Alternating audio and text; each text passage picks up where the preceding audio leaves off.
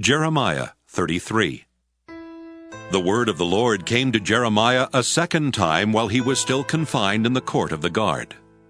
Thus says the Lord who made the earth, the Lord who formed it to establish it. The Lord is his name. Call to me, and I will answer you, and will tell you great and hidden things that you have not known.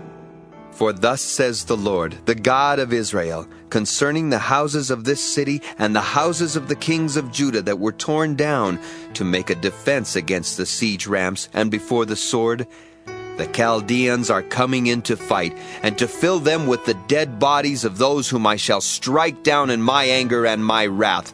For I have hidden my face from this city, because of all their wickedness. I am going to bring it recovery and healing. I will heal them and reveal to them abundance of prosperity and security. I will restore the fortunes of Judah and the fortunes of Israel, and rebuild them as they were at first. I will cleanse them from all the guilt of their sin against me, and I will forgive all the guilt of their sin and rebellion against me. And this city shall be to me a name of joy, a praise and a glory before all the nations of the earth, who shall hear of all the good that I do for them. They shall fear and tremble because of all the good and all the prosperity I provide for it.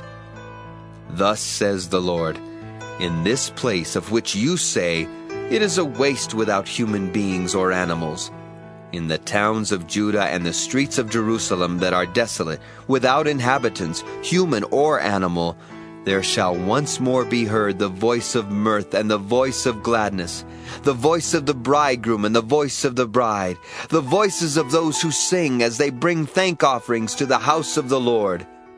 Give thanks to the Lord of hosts, for the Lord is good, for his steadfast love endures forever. For I will restore the fortunes of the land as at first, says the Lord. Thus says the Lord of hosts, in this place that is waste, without human beings or animals, and in all its towns there shall again be pasture for shepherds resting their flocks. In the towns of the hill country, of the Shephelah, and of the Negev, in the land of Benjamin, the places around Jerusalem, and in the towns of Judah, flocks shall again pass under the hands of the one who counts them, says the Lord. The days are surely coming, says the Lord, when I will fulfill the promise I made to the house of Israel and the house of Judah. In those days and at that time I will cause a righteous branch to spring up for David, and he shall execute justice and righteousness in the land. In those days Judah will be saved, and Jerusalem will live in safety. And this is the name by which it will be called, the Lord is our righteousness. For thus says the Lord, David shall never lack a man to sit on the throne of the house of Israel, and the Levitical priest shall never lack a man in my presence to offer burnt offerings, to make grain offerings, and to make sacrifices for all time. The word of the Lord came to Jeremiah. Thus says the Lord, if any of you could break my covenant with the day and my covenant with the night, so that day and night would not come at their appointed time, only then could my covenant with my servant David be broken, so that he would not have a son to reign on his throne, and my covenant with my ministers the Levites.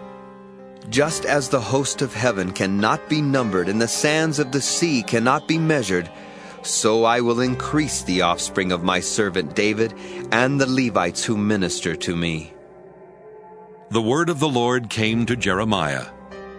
Have you not observed how these people say, the two families that the Lord chose have been rejected by him, and how they hold my people in such contempt that they no longer regard them as a nation?